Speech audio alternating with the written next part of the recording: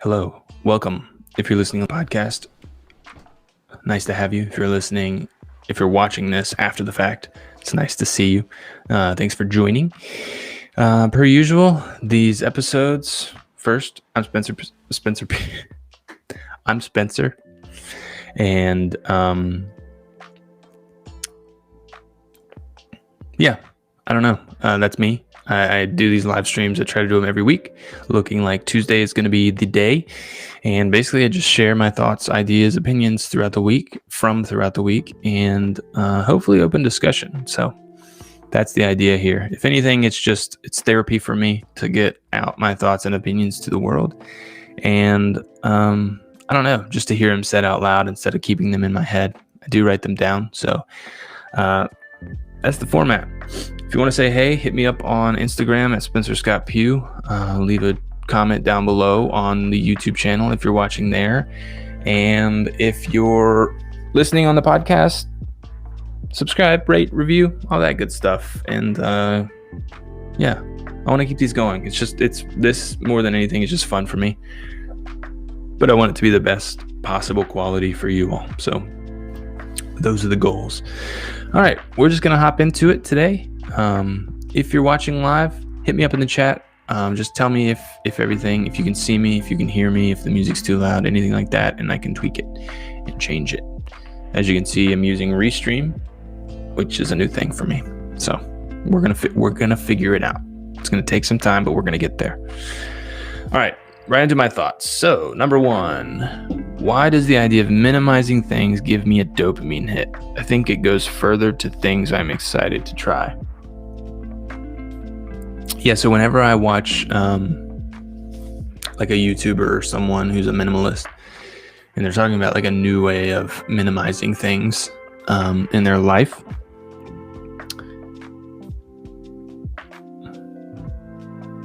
sorry, Maria texted me. I get excited to also minimize things, like really excited. Like there's something, this gives me another story. When I was younger, I always liked small spaces. I don't know why. I liked hiding under a blanket or making a tent that was really small and like being there and everyone is outside.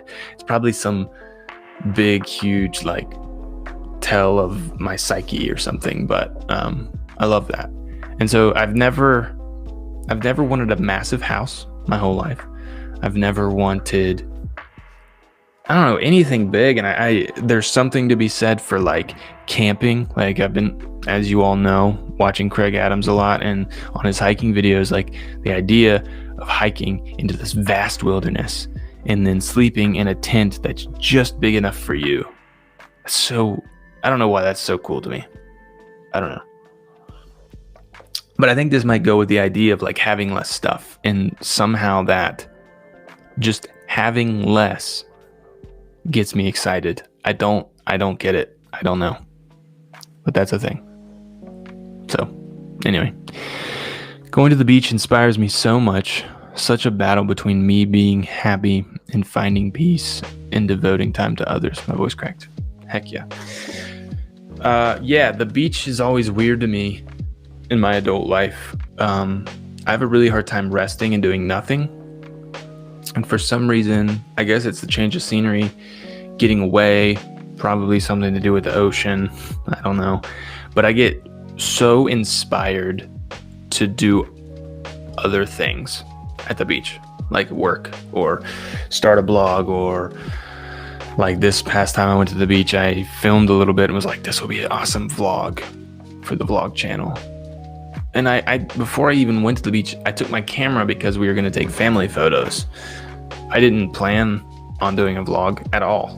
But while I was there, I was like, you know what? This could be cool. So the beach, it always inspires me to do new stuff.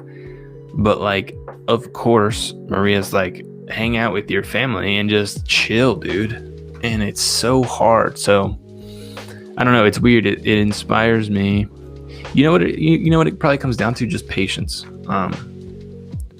It's okay to be inspired. Write down your ideas and do them when you get back. I don't know. It's just like, it's a week of time that I don't usually have. I don't know. It's bad. I think this is a huge theme that I'm realizing, even though it's been told to me by Maria and others a lot.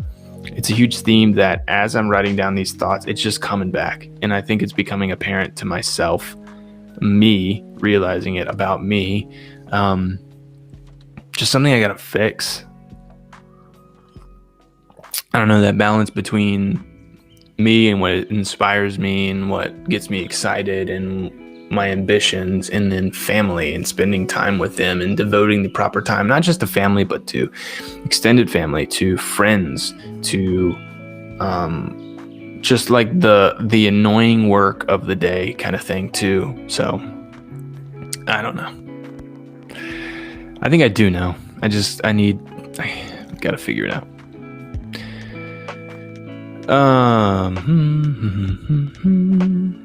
Making Lena laugh is one of the coolest feelings. Dude, it is. It's like, it's so cool.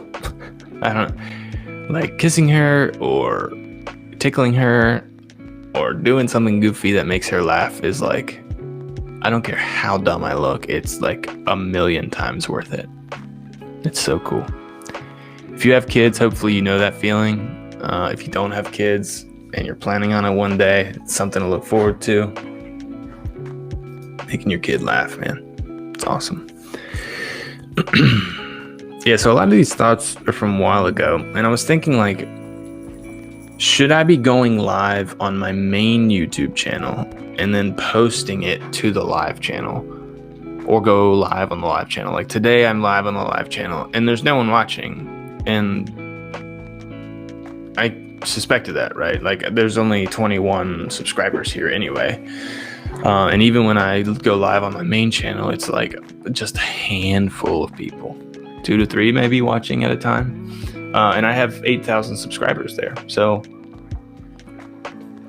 I don't know. I'm fighting this big battle of where to put content and where it makes sense. You know, obviously,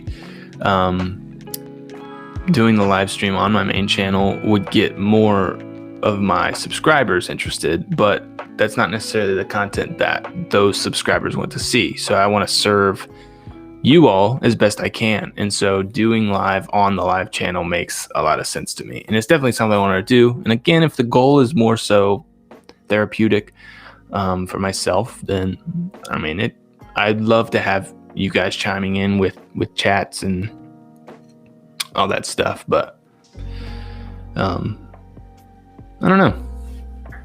Maybe we'll just work up to it. Hopefully, you know, I've got some stuff in the works for the main channel, which I'm really excited about. And hopefully if those videos do well, we'll grow more of an audience who will be interested in live streams and stuff like that. So it'll be a snowball effect, which would be cool.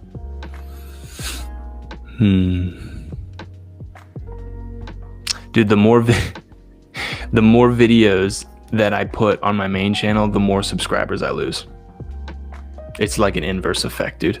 It's like if I put any video, it could be a bullet journal video, I swear, on my main channel, I would lose subscribers. So many more than I would make.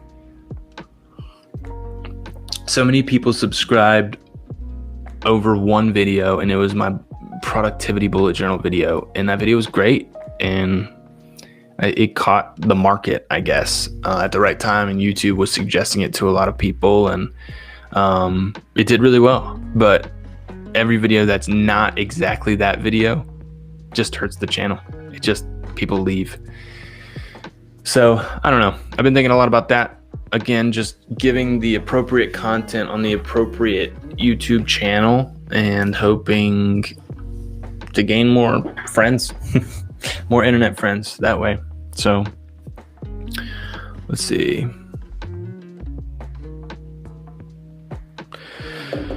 All right. Do I get anxious if I don't have adequate time alone? Man, this is something I've been thinking about. It's been something I've talked to Maria about. It's actually something I talked to my business partner, Maggie, about. I'm an introvert, yeah, and I love my time alone. And I feel like I get anxious when I don't have enough time alone. But I think the bigger issue isn't having enough time alone. I think I probably have, like right now I'm alone, and I've carved out this time.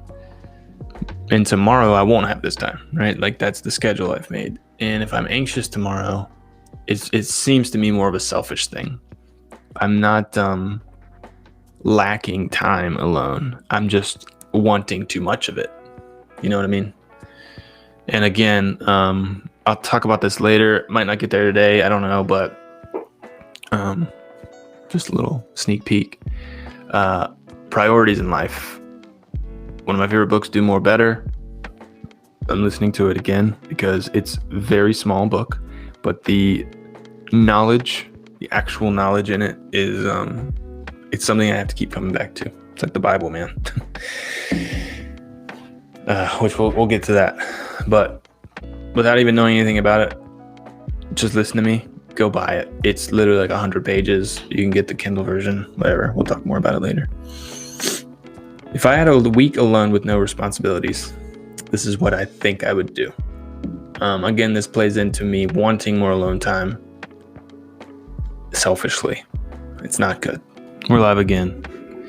Dude, apparently my camera overheated. So that's fun. Yeah, I mean, that's super fun. Where was I? Yeah, if I had a week alone with no responsibilities, this is what I would do. I would play a lot of video games. I would go on long walks while listening to books and on podcasts, which I kind of already do. I would try to make something for the internet and think a lot. So if you can't already tell, a lot of this stuff I do already. So I don't know. That's kind of telling. I'm just a little frustrated with the stream, man. It's like the hardest thing in the world to get up and running. I don't understand. But we're okay. We're doing it. All right. I'd love to hire someone to help with thumbnails, tagging, and editing. My budget would only be like $100 a month, period. Right now. I mean, hopefully in the future, I would be able to pay more, right? As the channel makes more, I would be able to pay more. And that would be the idea. So I need an editor, a tag researcher, and a thumbnail creator. So I found an editor. She's great. And I'm not going to tell you who it is because I want her all to myself. She edited the vlog, the Holden Beach vlog. And she did amazing. I gave her like some inspirations that I had and what I was thinking for the video. She knocked it out of the park. So definitely going to be working with her. As long as I'm making videos. So that's great. I want a tag researcher and someone who can tag videos well. I found someone on Fiverr who tags after the video, but I would love to know like what would be good stuff to make videos on. I don't know. I want to outsource as much of this side hustle as I can so that it doesn't take time. Time is what I don't have. And I don't know, like I could do all of it for sure. There's things I just don't. I think the job can get as good as I would do, if not better, if I outsourced it. So if you know anyone, if you yourself want to consider working with me, let me know. Hit me up.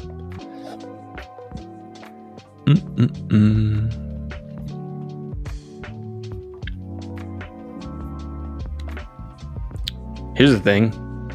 So meta. What's the point with all the YouTube stuff that I'm doing? I'm so excited about it all. I really am. Like, really excited. But for what? It's just cutting into the full-time work that matters. What am I trying to do? Is it worth my time?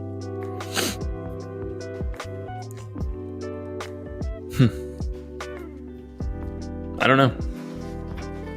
Again, I'm trying to have it take up as little time as possible so it is more like a hobby.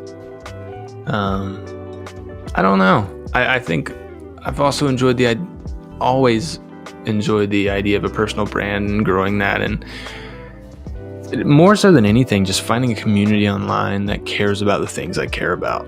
I don't know.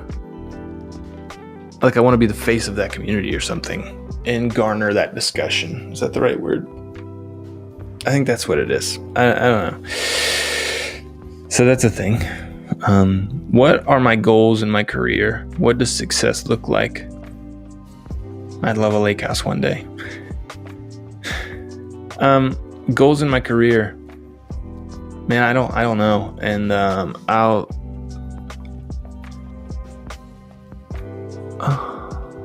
I'll get down to that in a second. Goals and stuff and success. I'd love a lake house one day. Yeah. That's just maybe, that's a goal to have a lake house. So maybe my main financial and success goal is that we have enough money to either just live at the lake or have a separate lake house, which would probably be ideal. That's a lot of money. So I just think that would be awesome. Have people over, do boat stuff, chill, wake up every morning, drink coffee while looking over the water. Honestly, I think I enjoy the lake more than the ocean. I think. Here's a quote. When work is an idol, rest will feel like sin. Gunnar Gunderson. He somehow knows me so well. Need to lock my door. People are coming in.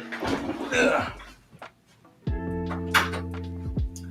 Got about 15 more minutes with you guys. And then I gotta get to my job.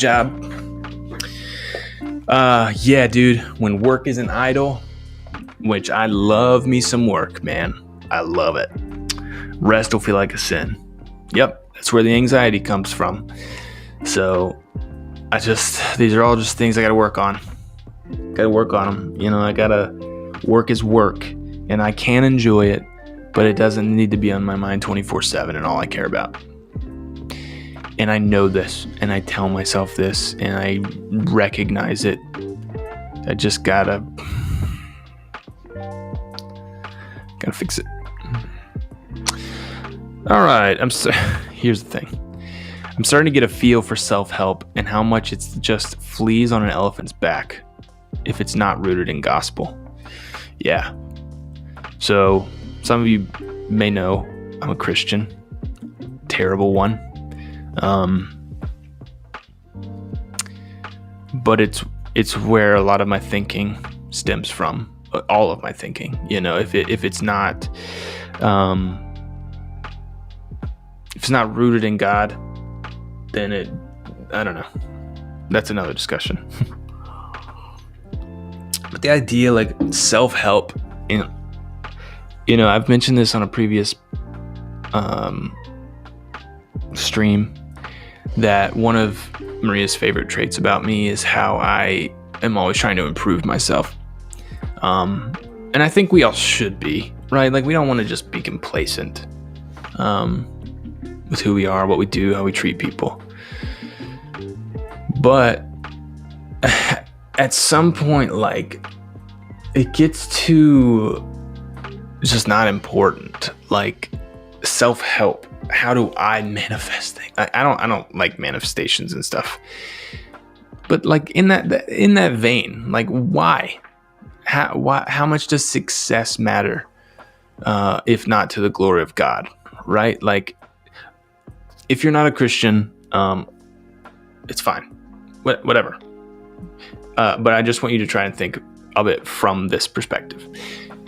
If you believe that God exists and when we die, we go to heaven, that is what matters, right?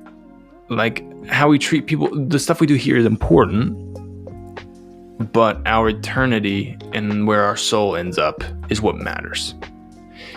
And hoping that we can help others reach that eternity with God is what matters.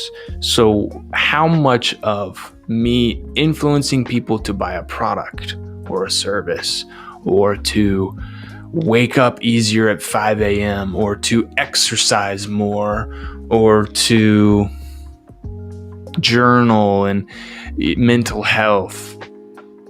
All those things are important, but to what end? To what extent? Right? Again, looking at it through the scope of Christianity, if the goal is to be with God for eternity and hope that others will be as well, that's the kindest, biggest thing I could ever hope for someone would be to be with God when they die for eternity. So if that's the goal, then self-help in order to fulfill those goals matters. Self-help in terms of here and now and time on earth doesn't matter. Success, wealth. Now, success and wealth in order to better serve people. God, you have God-given talents. Man, I'm going on kind of a rant here, but I met with my mentor. I don't want to say mentor. He's a friend of mine, and he's a business owner, and he's more advanced than I am, so I consider him a mentor. And he's a wealthy business owner. I don't know, a successful business owner. And there's a certain amount of he's good at what he does, and he's built a company. That's not bad. Obviously he has a gift for that. So the question is then, how can he use that success, that wealth, to serve God and love others?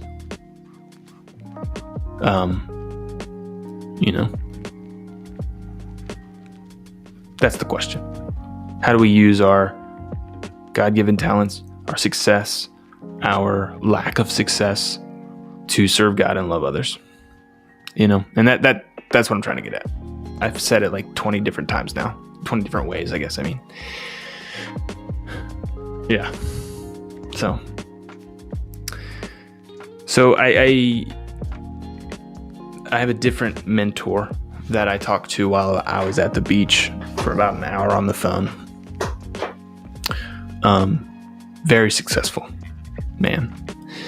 And we're friends. And I, just asked if he would consider just talking to me about my career and stuff, right? And it's funny, dude, because he was like, well, where are you? Where are you now, and where do you want to be? And I don't know. I mean, I know where I am now, I think. But, I told him, I don't know where I want to be, and I don't know what path that is and what that looks like. And I was like, is that enough to go on? Can we call or have a call? And dude, the biggest takeaway I took was you got to decide. It's Avery Brothers. Decide what to be and go be it. Unless you decide on what you want, you can't take any path to get there. You're just roaming around, which is kind of what I feel like I'm doing. I want to be financially stable for my family. That's probably the most important thing. But there's a certain amount of fulfillment and ambition and excitement that I need to feel about a job that I'm doing, whatever that might be, whatever industry. And it's hard. I mean, our parents, just other people, man, just grind away at jobs that don't seem fulfilling or fun. And it's because they have responsibilities. And there's a piece of me that's like, that's how I need to be. That's what I lack.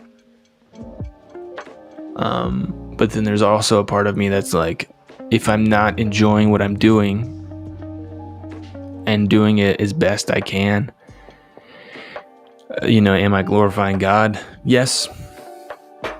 I don't know. It's a lot of stuff. Anyway, but this mentor just said hey, you gotta pick something. And I talked to him about things I'm interested in and what that could maybe look like. And he did help in terms of okay, well, a chief strategy officer. I like solving problems, figuring out systems, stuff like that. And a chief strategy officer is something I recently discovered was a position. And I was like, I don't even know what that is. Sounds like me, kind of.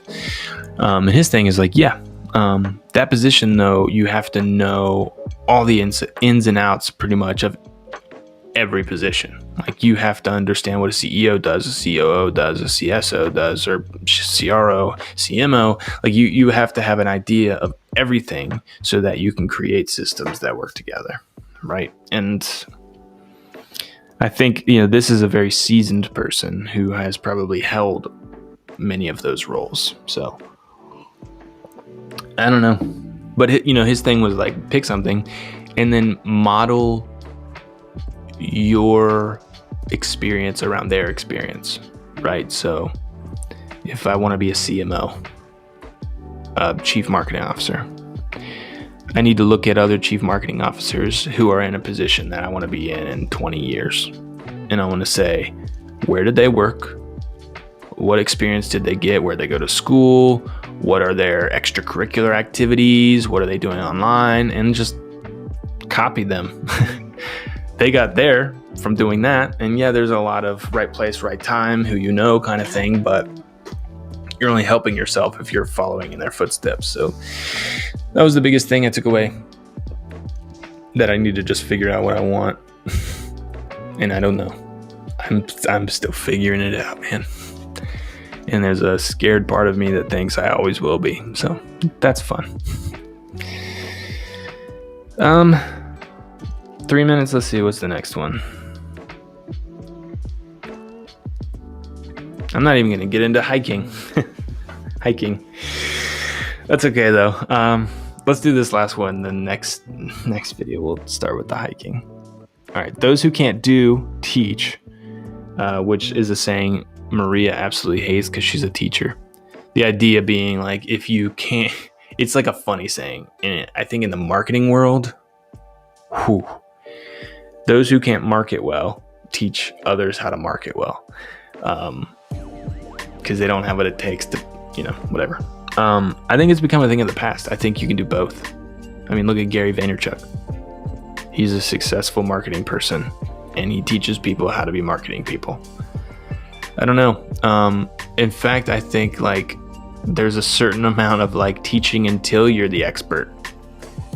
I remember Gary V one time took a phone call from, and I don't know if I agree with this or not, but it's just an example.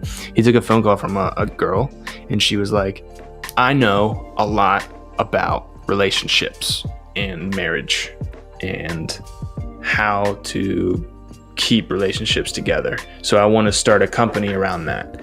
The problem is I'm not married and I don't have a boyfriend. Right? So is her credibility out the window? Maybe. It's probably going to be harder for her to preach on a topic that she doesn't directly have a tie to. But if the value's there, if the stuff she's teaching works, testimonials, So she is teaching because she can't do. But at the same time, I don't know. I think the internet's made it easy to do both. That's my point. You can be a marketing person like I am at this company and talk about how to be a marketing person and help others. And I feel like for so long, it was like a marketing person wouldn't dare give away their secrets. But like, what secrets are there anymore? What is not on the internet for free? So anyway, like the idea of a masterclass, you're not paying for the knowledge.